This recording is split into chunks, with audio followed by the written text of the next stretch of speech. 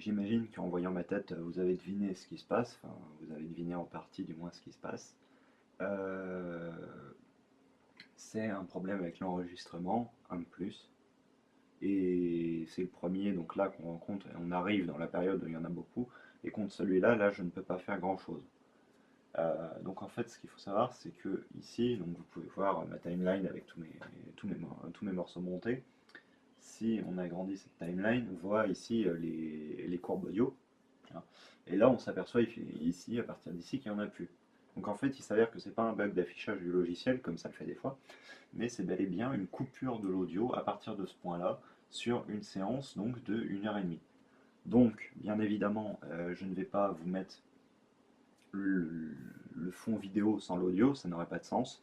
Ce que je vais faire, c'est que je vais le mettre en ultra accéléré et je vais résumer les événements qui vont se produire. Donc l'épisode ne va pas durer longtemps du coup, euh, mais je vais résumer les grandes lignes de ce qui s'est passé. Nos quatre aventuriers mettent un certain temps avant de se décider à entrer dans la caverne qu'ils ont aperçue quelques instants plus tôt, qui est étayée, donc qui présente des traces d'occupation précédentes, des traces d'une civilisation. Ils hésitent longuement avant d'y entrer et hésitent à retourner au campement avant de finalement se décider à pénétrer à l'intérieur des souterrains sombres. S'ensuit tout un passage où ils explorent une ancienne mine. Ils trouvent quelques rails, des toiles d'araignée et des gouffres jalonnent l'endroit.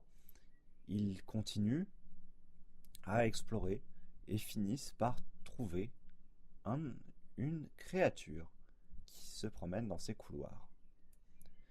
Celle-ci possède 3 bras et 2 jambes, s'agrippe par ses bras et émet des cris assez graves tout en les sentant. Visiblement, il détermine que la créature ne les voit pas en tant que telle, mais sans leur présence seulement. Celle-ci avance et finit par descendre dans le plus grand gouffre du lieu, du moins le plus grand gouffre qu'il voit. Et alors qu'ils observent par-dessus le rebord de ce gouffre, découvrent qu'il y a plein de créatures similaires tout autour. Ils hésitent à engager les hostilités et finalement choisissent de s'éloigner de l'endroit en comprenant visiblement que les créatures n'attaquent pas tant que l'on ne s'approche pas de leur domaine.